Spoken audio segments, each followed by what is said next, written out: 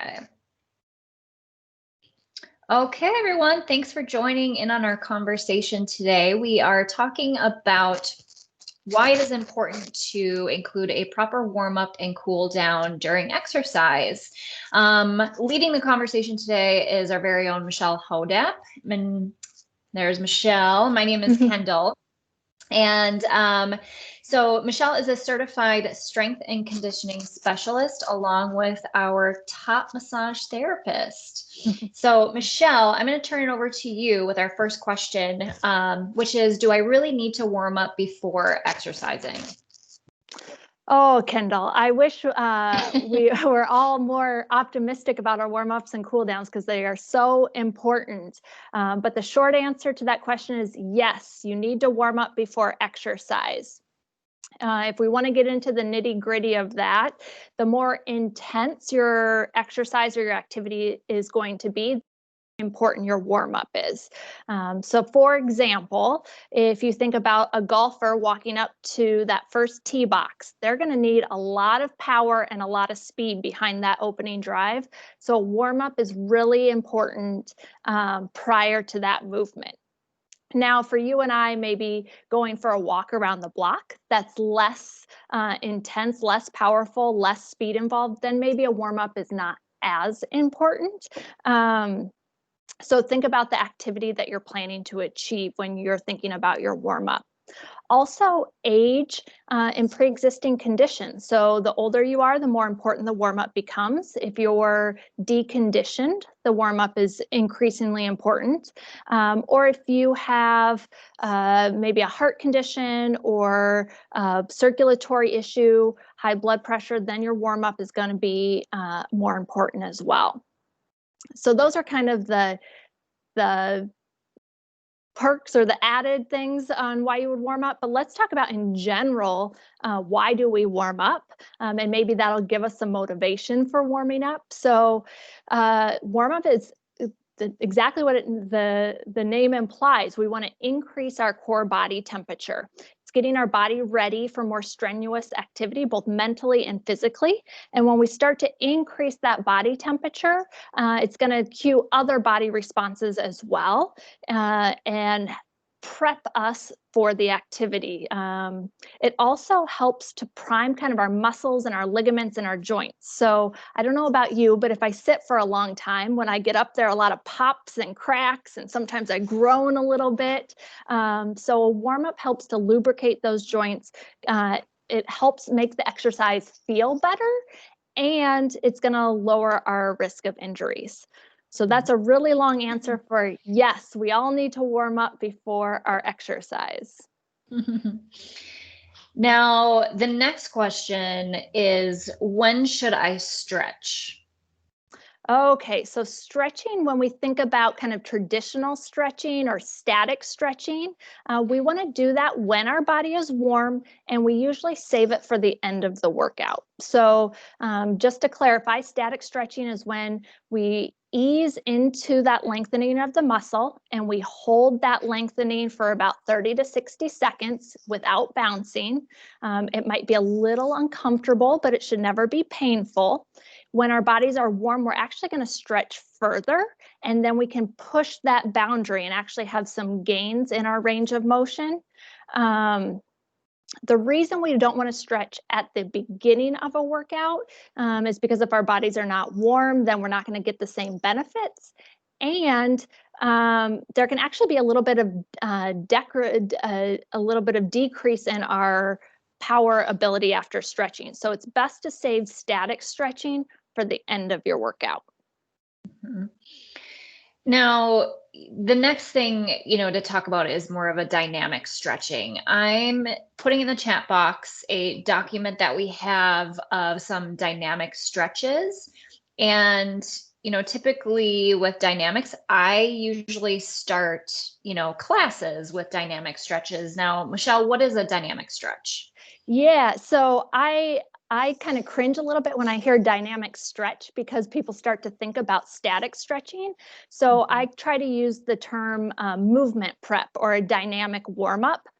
all meaning the same thing, but a dynamic warm-up is going to move the body through a wide range of motion. It's going to usually incorporate balance and functional movements, and it's going to give your body a little bit of proprioceptive input, or where your body is in space. So an example, maybe a general warm-up would be marching in place. We're moving big muscle groups, but a dynamic warm-up, or as Kendall referred to it as dynamic stretching, might actually be hugging one knee at a time. So when we bring that knee all the way to the chest and pause, we're getting a little lengthening through that gluteal muscle, but not actually holding that stretch. Another example of dynamic warm-ups or that movement prep may be lunges with a rotation, and I think that's in the handout example you gave. Hip hinges, or I see a lot of inchworms. If you're not familiar with that exercise, it's when you use your hands and walk your body out to a push-up position and then walk those hands back to your standing position. So those dynamic warm-ups are increasing in popularity. I think they're increasing as far as the research behind the benefits and the success with them. Yeah, that's kind of, Kendall, when do you use dynamic warm-ups, or what are your favorite type of dynamic warm-up movements? Yeah, my go-to is one of them is actually what I have linked here on the chat, the world's greatest stretch, which is, I think, is on there. So that full range of motion lunge, getting some rotation in with it. That's one of my all-time favorites, but also a standing roll down. So when we get our bodies prepped for movement, with the dynamic stretches, it's important to think about keeping your body in motion versus like those static stretches of holding that position. So we're really prepping our body for movement. With the roll downs, I typically start into a standing position, feet about hip distance apart, and then start from, with a simple head nod, and then the shoulders, and then through your mid back and rounding all the way forward, holding for a good 2 to 3 seconds down at the bottom to stretch your hamstrings and your calves, and then roll all the way back up. It's one of my favorites because it feels so good on the back, and it allows you to get a little bit stretch through your lumbar spine, but also your full body, as far as if we think about posterior of your body. I'm trying to think if there's anything else. Extensions are really good. We spend a lot of our time in a seated position rounding forward. So even just if you think about getting a good chest opener and reaching your sternum up and opening through the shoulders, that's a good warm up too, because then it helps to engage your shoulders in between the shoulder blades and all those tiny little muscles that help to stabilize your shoulders. So long answer, but those are kind of my go-to warm-ups when I think of dynamic stretches. If you're looking for examples, I really recommend, right now there's a Monday group fitness class or virtual group fitness class called Strong and Stretched. And periodically throughout that workout, they do about 3 minutes of yoga. But it's not a hold and stretch yoga. It's a flow yoga, which is truly a dynamic movement. So you could take that 3 minutes of video and use that as your dynamic warm up. So potentially before we're done here today, Kendall can share the class time or the information with the class schedule, or those are also saved on TC Fit YouTube if you're looking for short segments for dynamic warm-ups. Yeah, so I'm just going to link this into the chat right now. So yeah, we have all of those classes online. And like Michelle said, the Strong and Stretch is great to get both that strengthening and lengthening. So on the same subject of warming up and cooling down, why should I cool down? So the best cool down is going to be an active cool down, where we're smoothly transitioning from exercise back to a steady state of rest. It's usually a few minutes of aerobic activity, so think walking or full body movements, followed by some static stretching. but to be more specific with your question of why.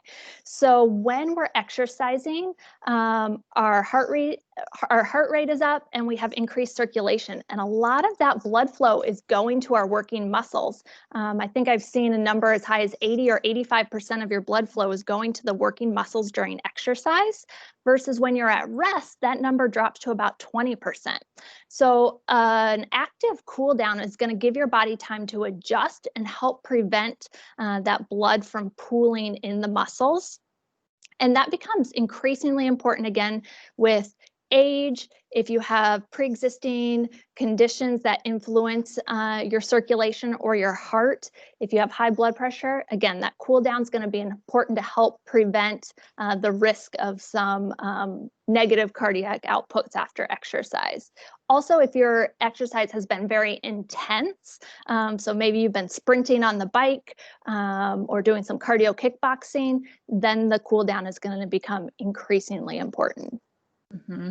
So, and I did in the chat box, I linked a static stretching link. So if you guys want to take a look at that, that is there as well. And as far as me personally, I usually take my cool down to use my foam roller. And, with a foam roller, what helps how I kind of explain it is, you have fascia tissue, and so it's a connective tissue, and over time, think of it as a sweater. If a piece of that sweater gets bunched up, what happens is, it's getting bunched up, but with the foam roller, once you're rolling it out, it helps to spread that snag back out again, and help with circulation and blood flow. So, we always try to do a proper cool down after a workout, just to prevent muscle soreness as well and keep that lengthening through the body. Michelle, do you have any favorite cool down exercises or stretches? Sure. So typically my cool down is going to be a lower intensity version of what I've been doing. So if I've been out for a run, I'm going to take it down to a walk. If I've been out biking, I'm going to bring that back down. If I've been in, aerobics style class, I'm going to do some of that side to side motion. Mm-hmm. So similar to what I've been doing, but just at a lower intensity. And then I do like to stretch when I can make the time for it. Sometimes we're moving quick on to the next thing. So I keep in mind that stretching can be done at a different part of the day. As long as I've done that aerobic cool down, I'm okay to stretch later in the day. I do try to take a 2 to 5 minute warm up before I would do that stretching. Again, just to get the maximum benefits out of my effort with the stretching. You mentioned the foam roller. I'm always a fan of the foam roller. It helps to loosen up some of those adhesions in the muscle, or some of that tension that may come between the fascia and the muscle fiber. In general, the foam roller is not a stretching, lengthening, but so it's good to mix that up with some of the static stretching. Mm-hmm. When it comes to stretching, you may have heard the term for exercise, use it or lose it. That flexibility and that range of motion is the same way. So we want to always be working to maintain our range of motion, our flexibility. I think of sometimes when I see an elderly population and they have a hard time rotating to put on a coat, or a hard time bending forward to tie a shoe, that can be minimized that if we continue with our range of motion and stretching throughout our lives. Mm-hmm. I agree. And, if no one else has any questions, then definitely send us a chat, any questions that you may have. Here we go. Jennifer, what about myofascia before a workout? Good question. In general, I'm okay with that. So when we talk about something like foam rolling or using a massage stick or something like that before a workout is okay. We're increasing that blood circulation. If you're looking at something like a truly performance-based activity, so you're not just going to fitness class for yourself, but you're looking at maybe participating in a triathlon, or going and you're doing a soccer game or something like that, where you really need that that speed and that power, I would encourage you to experiment with it just to see how your body is responding. Because again, with an actual muscle stretch, there's a risk of having a short duration of detriment to your performance. But most of us would benefit with a myofascial release before activity. Awesome. And so I'm also linking a YouTube video for that, and then also one for runners. So I'll get that up right now. And another common thing, Michelle, is I see a lot of runners just go do their run and then just stop exercise completely and not even stretch. What are your suggestions for maybe possibly stretchers for runners? Sure. Just because I think a lot of us running is one of the easiest things you can do. You walk out your front door. You don't need a lot of equipment. So when it comes to stretching as a runner, I really start at the base of my feet. So you want to make sure that you're stretching through the calf muscles and sometimes through that front part of the lower leg, the tibialis anterior, especially if you've done a lot of hills. And then I look at hamstrings, quads, glutes for sure. So with that, I try to pick specific to running. I try to pick standing stretches just because then you can do it before you even walk back in the door. That being said, a lot of our standing stretches, you're still supporting your body weight. Obviously, you're still needing to balance and hold your body upright. So if you're looking at making a gain in your flexibility, I would encourage you to look at stretches that you can also do in a supine or a floor lying position as well. Each one of our bodies is individual. So you may notice things that stand out to you as being feeling tighter or feeling like they have less range of motion. Then please, with all due means, focus on that area versus feeling like you have to do a full body stretch routine every time you move into your stretching time. Sure. And Kendall, I'm going to take some of your words. I've heard you say that the cool down and the stretching is the best part of your workout because it's your reward. You put in all the effort. Take that time to give your body a thank you and say, thank you for contracting muscles and doing the work for me. Now I want them to be able to lengthen as well.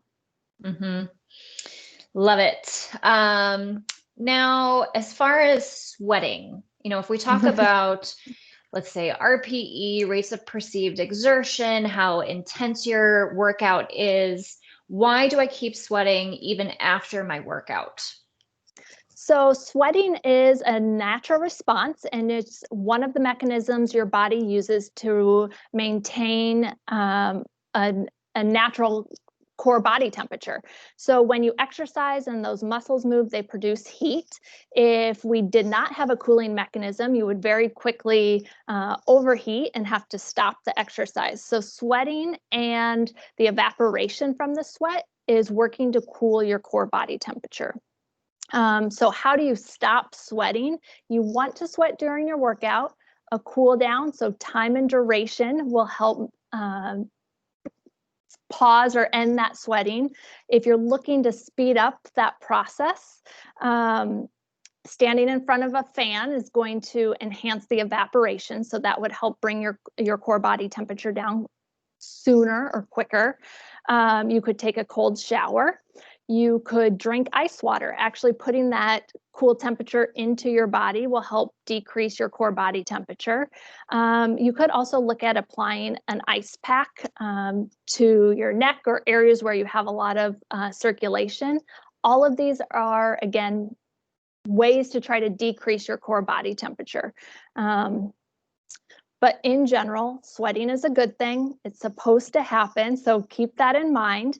If you are being physically active and you're not sweating, that's when you should actually maybe have a little bit more concern, especially if you're in a hot temperature or you're showing other signs of heat exhaustion like pale skin or a loss of coordination. That would be a definite problem. Okay. Good notes. And now, as far as we'll kind of round the conversation out and kind of turn it over to success sessions. This is something that we offer through TC Fit as a free service. Do you want to talk about success sessions a little bit more? Yeah, so we've been doing these question and answer sessions as a chance for you to the viewer to chime in and ask your questions, but there are times when maybe you want more personalized time with the trainer, or you have specific questions about your workup, your workout, your warm up, your cool down. Feel free to schedule a success session consult with one of us. So this is a free service. It would be a video chat, a virtual meeting, when you can meet with a trainer one-on-one and ask questions about your workout. So how do you make this happen? It's available for scheduling on the MindBody system, MindBody/TC Fit. And from there, you would look under virtual personal training and find the success session. Usually we schedule for about 20 minutes, but it doesn't have to take that long if you just have a question or two. And in this day and age of everything being virtual, we love seeing you and we love having that interaction one-on-one. So don't hesitate. If you have questions and you want to schedule a time with one of our trainers, please do so. And I have placed that link into the chat box, which is easy access to schedule that session. Yeah, if no one else has any other questions, we'll probably kind of end the conversation. I'll wait a couple of seconds just in case.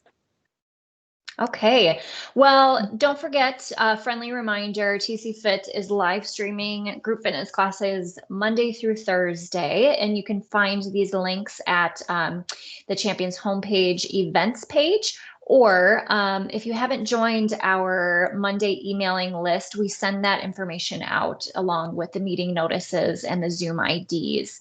So thanks for joining us, Michelle. Thanks for all of the great information. Next week, we are revisiting work from home ergonomics. So this should be a good one. If you didn't have questions before, maybe a couple months later, now you do. So we will see you next week for work from home ergonomics. Thanks, Michelle. Bye. Bye, everyone.